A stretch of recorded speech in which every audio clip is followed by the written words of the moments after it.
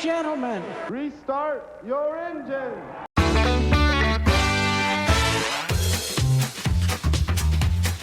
It's Breaking the News with Des Clark.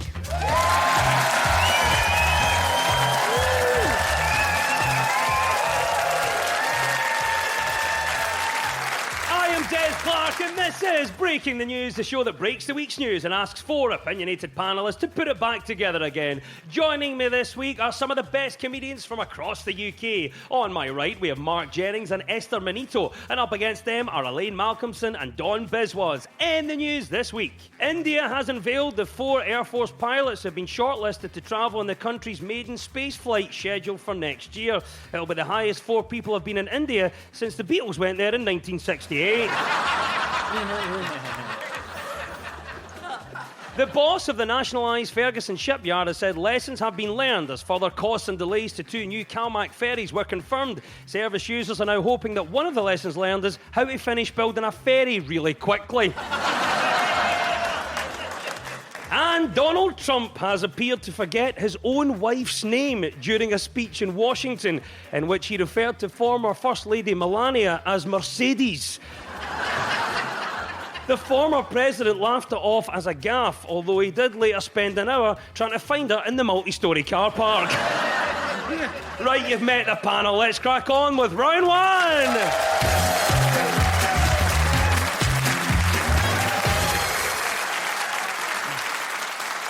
This is the Broken News round, where our teams have to guess 2 major stories of the week that have been mashed together into one single news headline. So, Mark and Esther, can you tell me what this is all about? Humza Yousaf's Willy Wonka-inspired theme park went down well in the room, but almost immediately it led to complaints from furious councils.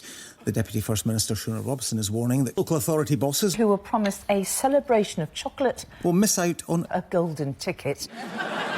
There are 2 stories in there, Mark. Any idea what our first one might be? I believe this is the controversy surrounding the Scottish council tax freeze. Brilliant, that's the right answer, well done. This is the ongoing rankle between the Scottish Government and local councils about the council tax freeze. First Minister Humza Yousaf made the surprise promise of a year-long council tax freeze last October. However, a failure to consult with council leaders led to a dispute over funding with local government body COSLA. Argyll and Bute Council was the first to defy SNP ministers when it voted for a 10% rise last week. Humza Yousaf has said that he hoped there could still be a council tax freeze across Scotland and that money could be raised elsewhere.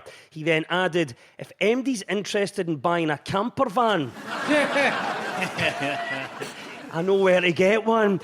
What do you think then, Mark? Is Humza Yousaf's council tax freeze falling apart? Basically, the Conservative financial spokeswoman had accused the SNP of favouring what she referred to as the so-called social contract, because famously the Tories believe there's no such thing as society and believe that contracts are things that you give out to your mates during a pandemic.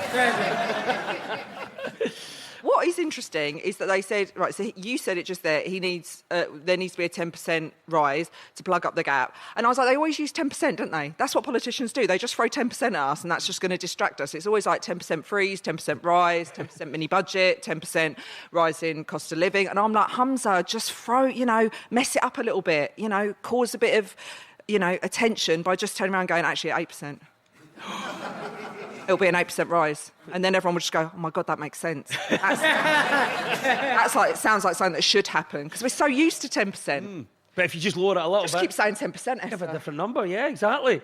Love that. Elaine, what have you made about this then? Do you think Humza Yousaf's council tax freeze is falling apart? I'm quite suspicious, right, because this was the government's budget. And you have to be suspicious of politicians laying out like their own agendas. And the budget gets set by the Finance Secretary, Shona Robison, and she's the MSP for Dundee City East. And you look at that budget, you have to be wary, because if you look closely, Broughty Ferry's getting a monorail in an aqua park.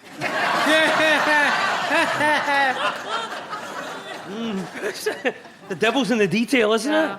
Well, there you go, a great insight there. And of course, we're talking about council budgets. There's been a lot of protest about potholes across the country, and including right here where we're recording in the city of Glasgow. Mark, how do we solve the pothole problem? We could try filling them with tarmac that doesn't have the consistency of black pudding.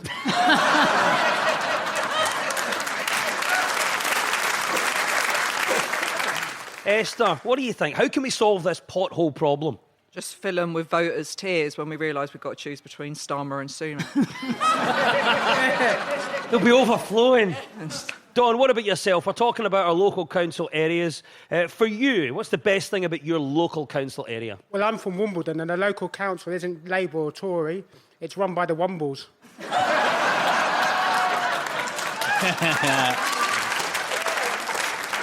Our council leader is Uncle Bulgaria. So. And if you want to get to Wimbledon, it's quite easy. You go overground, underground. The announcement of a council tax freeze caused tensions when the Scottish Government failed to consult with council leaders and COSLA. COSLA is, of course, the umbrella body which represents Scotland's local authorities, and they also do a lovely big chocolate fudge cake. Sorry, that's Costco. Well done, Mark and Esther. You get 2 points for that. It was the latest on the council tax freeze in Scotland. Over to you now, Elaine and Dawn. What was the other story we were after? A disappointing Willy Wonka experience. Certainly one way to phrase it. And it's the right answer, yes. Police were called to an event described as a Willy Wonka experience in Glasgow as angry families demanded refunds. This story's been everywhere. The £35 a ticket experience was advertised as a journey filled with wondrous creations. But when families turned up to the address in an industrial area of Glasgow, they discovered a sparsely decorated warehouse with a scattering of plastic props, a small bouncy castle and some backdrops pinned against a wall. In a statement, the organisers apologised for the very stressful and frustrating day and confirmed that full refunds would be given to customers. To be fair, I will be honest, I don't know why the parents were so upset. It can't be the first time Glaswegians have had a disappointing time hunting for Charlie in a warehouse.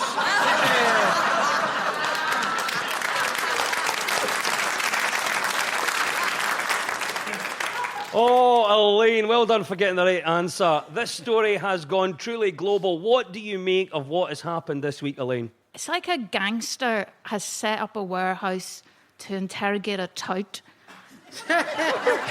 And then at the last minute, remembered he needs childcare. Right? It's brilliant. The police were called. Yeah, I saw that, yeah. About time. Willy Wonka's been associated with the disappearance and suspected maiming of children going back to 1974.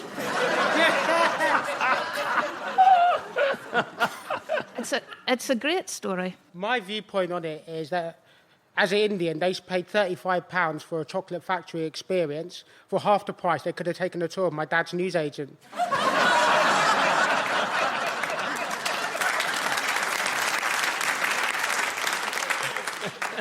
It reminded me, I went to, years ago, me and my husband went to the Saw experience in Thorpe Park. I don't know if you know that film, you know. Do you want a black game? That one. It cost 50 quid in Thorpe Park, and we went in, and it was like the Wonka experience. And it was just like all these students just rolling around the floor, just like, ugh. And my husband just leant in and whispered to me, oh, how do we get out of here? And this lad just came out of character and just went, you just go down there, it's on the left. I'm like, this is so shocking. Amazing story. Everyone talking about it this week. Yes, it has truly made headlines across the world. But can we try and defend the organisers? Was it always going to be difficult trying to recreate Willy Wonka's chocolate factory in a warehouse in Glasgow? Elaine, what are you thinking? Well, if they'd taken the bus to White Inch, they would have got a journey filled with wondrous creations and enchanting surprises.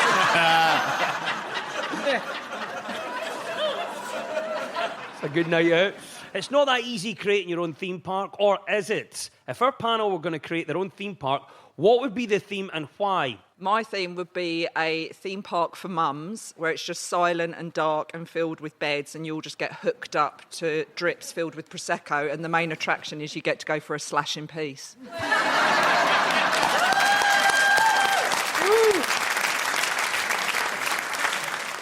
I would create a Glasgow-themed theme park.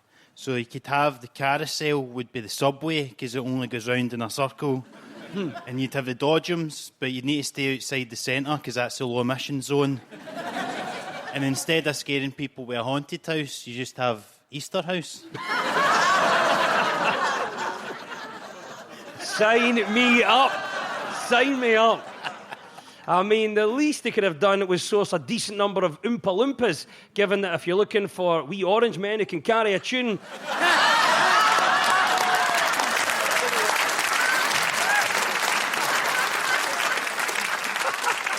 All I'm saying is Lark Hall isn't that far away. And there we go. Well done, Elaine and Dawn. You get 2 points for that. It was the mashup of the Scottish council tax freeze and the immersive Willy Wonka experience gone wrong. And at the end of that round, well done. The teams are all square.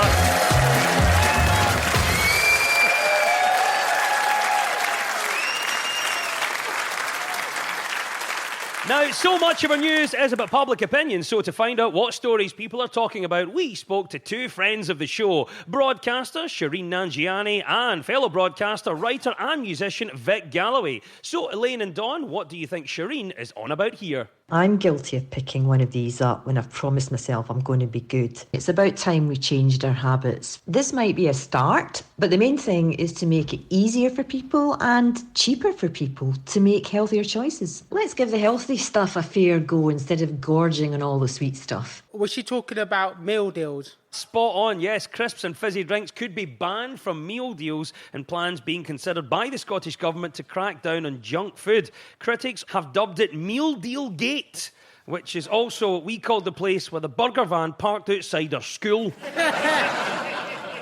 Just handing it in through the railings. Dawn, well done in getting the right answer. What do you make of these proposals then? Don't attack the meal deals. If you want to stop people eating sweets or chocolate, send them to a Willy Wonka experience in Glasgow.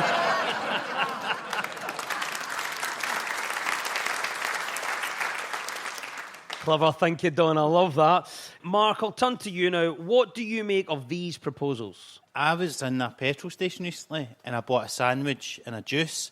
And then when I went to the counter, the guy said to me, "Oh, if you get a chocolate bar, you can save money as well." And I was like, "Mate, if I wanted to buy a chocolate bar, I wouldn't have went to all the effort to sneak one into my pocket." It's an honest man. That's what I love about you, Mark. Esther, what do you make of these proposals then? Oh, I always just think it's really patronising. I hate the patronising. It's like, oh my God, the things that we can do to ensure that people eat healthier. It's like, no, just lower the cost of healthy food and stop patronising people and stop making healthy stuff so gross. Like, you know, when you get the healthy alternatives to things, like cake, it's like, no, instead of getting a bit of cake, get this healthy version, this sugar-free whole wheat brownie that's been sweetened with beetroot. It's like healthy food. Cake should not look or taste like it's been scraped out of a hutch.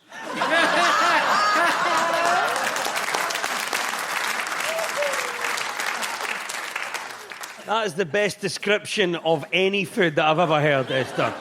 Bonus points all round here. What do you think about this then, Elaine? Do you think meal deals are the right thing to target if we want to tackle obesity? I don't know. It's just another daft idea, isn't it? Like, because one of the ideas is that they're going to restrict selling locations. So, like, junk food and meal deals will no longer be at the front of the shop, which means people will just be hungrier when they get to them.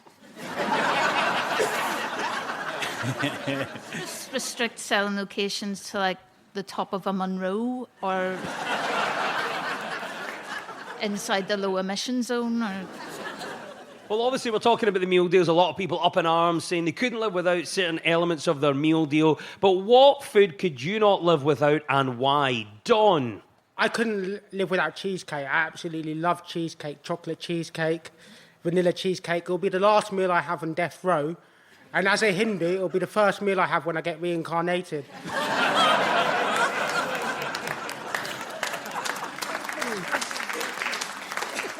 I'm not even a Hindu now, Joe. I am. He just wants double cheesecake. Okay. Well, there we go. Proposed restrictions on junk food is indeed the right answer. Well done, Elaine and Dawn. Over to you now, Mark and Esther. It's your turn. What do you think Vic is talking about here? I followed my heart and not my head. I could have been somebody, a doctor or a lawyer, but instead I wasted my life listening to music and spending all my cash on records. If only I'd hooked up with a rich widow a few years ago. I could have been her toy boy and had an easy life. Is this about financial regrets? This is a new study that suggests more than half of us have financial regrets. These include not putting money into a savings account each month, spending money on pointless things, and not choosing a better paid job or career. What do you think? Do you have any specific financial regrets? Yes, kids. But they bring you so much joy, do they not? They don't. No, okay. So honest. Mark, what about you? Amazing answer from this week's news. Do you have any specific financial regrets? We're in the East End at the moment, and I do now. The longer we're sitting here, I really regret declining the offer from the wee guy to watch my motor, because I think it's probably not going to be there when I get out. No. What do you think about this then, Elaine? Do you have any specific financial regrets? This thing where people say they wish they had married someone with more money. I think Jeff Bezos regrets not marrying me. Because I would have been the only one that would have said to him, listen, Jeff, love, you just focus on getting your wee parcels right before you think about going into space.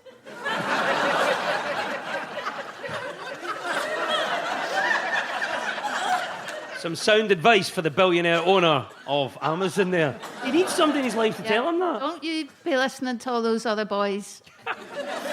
You just get your deliveries sorted and then you can play with your rocket.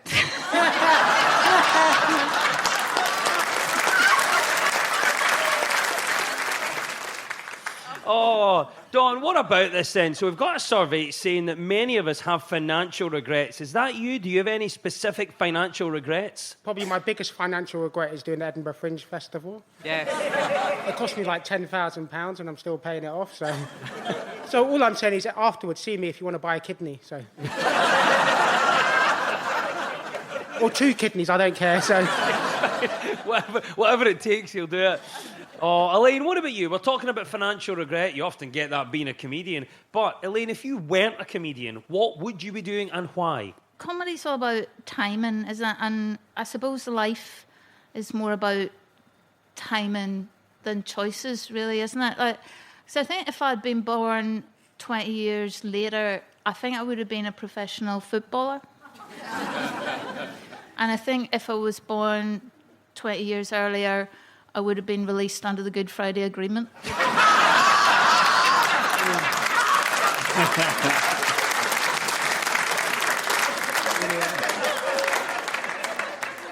That was brilliant. Yes, many people regret a financial decision made on impulse, like booking a holiday, buying a house, or letting your kids watch the football on your work iPads. There we go. Financial regrets is, of course, the right answer. 2 points go to Mark and Esther.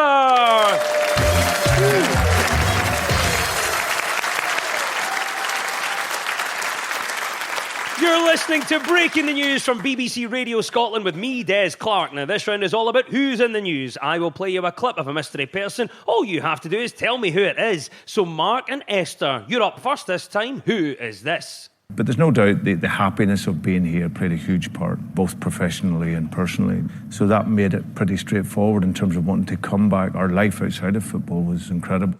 Brendan Rodgers, the Celtic manager, who got in a bit of bother this week for something he said to a female journalist at the end of a press conference. That is the right answer. That is indeed Celtic manager Brendan Rodgers. He was in the news this week after causing a stooshy when he, at the end of a post-match interview, said "good girl" to a female BBC journalist.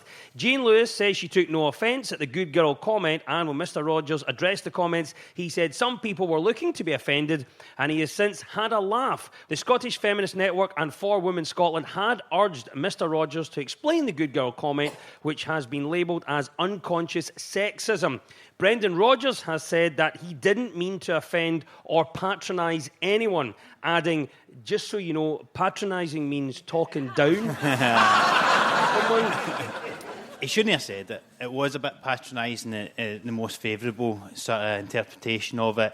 And one of the only people that really defended Brendan Rodgers was actually Eamon Holmes. And When I heard that Eamon Holmes was one of Brendan Rodgers' defenders, I was like, wow, Celtic's transfer window was even worse than I thought. I'll start by, on behalf of all women, thanking Eamon Holmes for explaining to us when we should feel patronised. Thanks for all that, Eamon. Look, the only time you should be using the term good girl would be if you were backing away from a lioness having been locked out your car at Blair Drummond.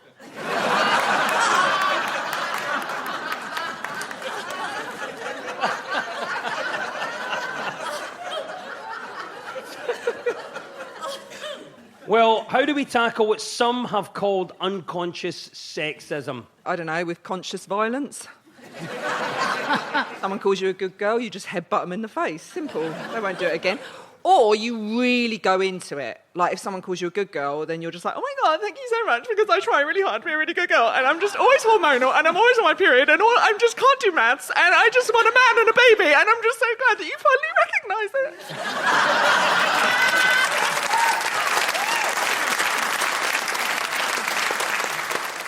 it. Dawn, what do you think then? How do we tackle what many call unconscious sexism?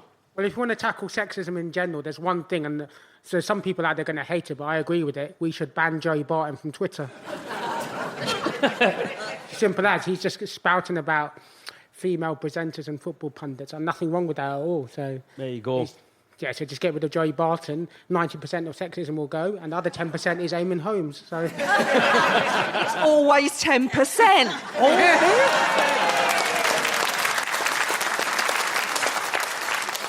Brings it back to how we started.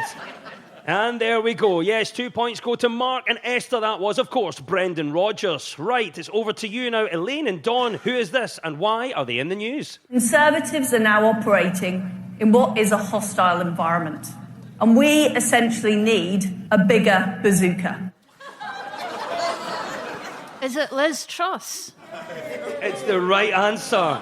There we go. It is Liz Truss. Truss is back. The former Prime Minister has been criticised for recent media appearances in the US where she claimed her economic strategy was sabotaged by the deep state.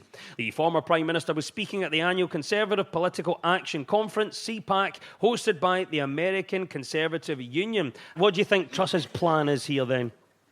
I don't think Liz Truss ever had a plan, did she?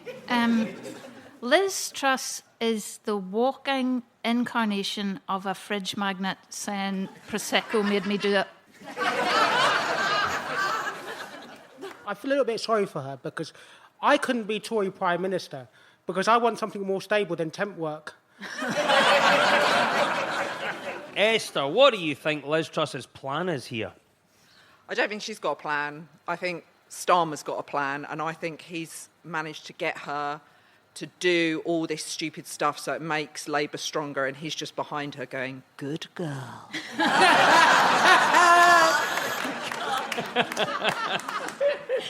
And there was another speaker that was a prominent Japanese conservative and a representative of this thing called the Happy Science Movement, whose followers regard him as their leader in the incarnation of a supreme being from Venus. And somehow that is still not as mental as her mini budget.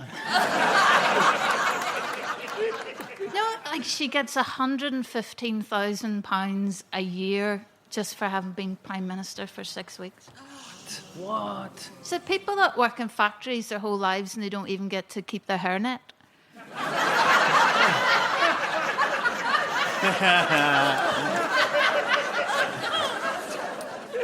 What do you think then? We're talking about invitations and maybe regretting accepting one. Dawn, what about you? Have you ever regretted accepting an invitation? Yesterday, I got offered a free holiday to Rwanda from the Home Office.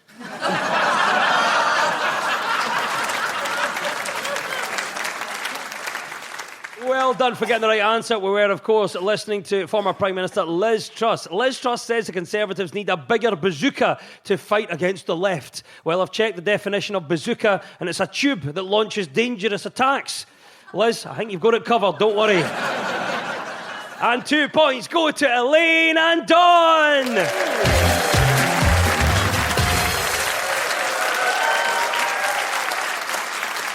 And it's time now for our final quick-fire round, which is all about deciphering the numbers in the news. I will read out a headline. All the teams have to do is fill in the blanks. So get ready, teams. When we run out of time, you'll hear this. It's terrifying. There you go. That's Paddy McGuinness with his personal review of the Willy Wonka experience in Glasgow. Right, fingers on buzzers. Here we go. 68% of Brits say what is unforgivable. Elaine. Nat King Cole's greatest hit.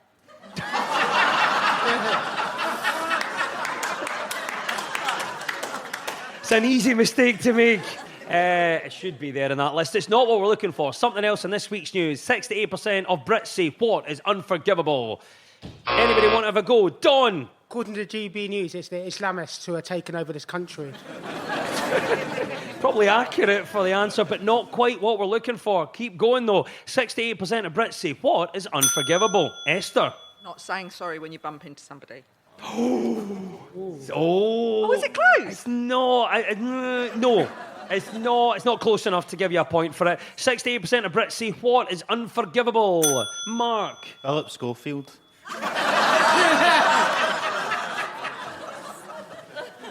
That's so close to the answer. Let's keep going. 68% of Brits say what is unforgivable. Mark. Ollie Willoughby.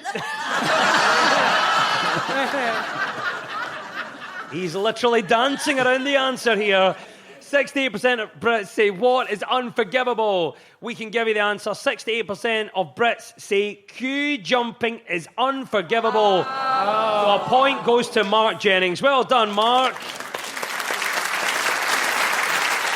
It's terrifying. Oh, there we go. That's our klaxon. Paddy has McGuinness. That means it's all over. And at the end of the quiz, our winners this week are Dawn Biswas and Elaine Malcolmson.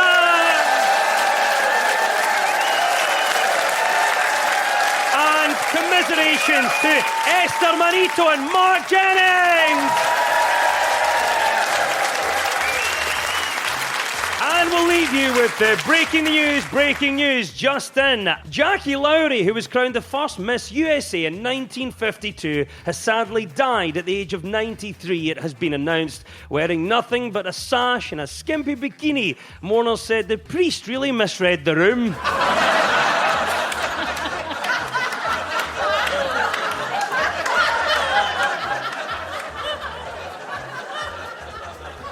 Over 100 never-before-seen species have been discovered along a deep-sea mountain range near Chile. Amongst the wildlife spotted were glass sponges, sea urchins, amphipods and lobsters, as well as Rick Stein, a film crew in a frying pan.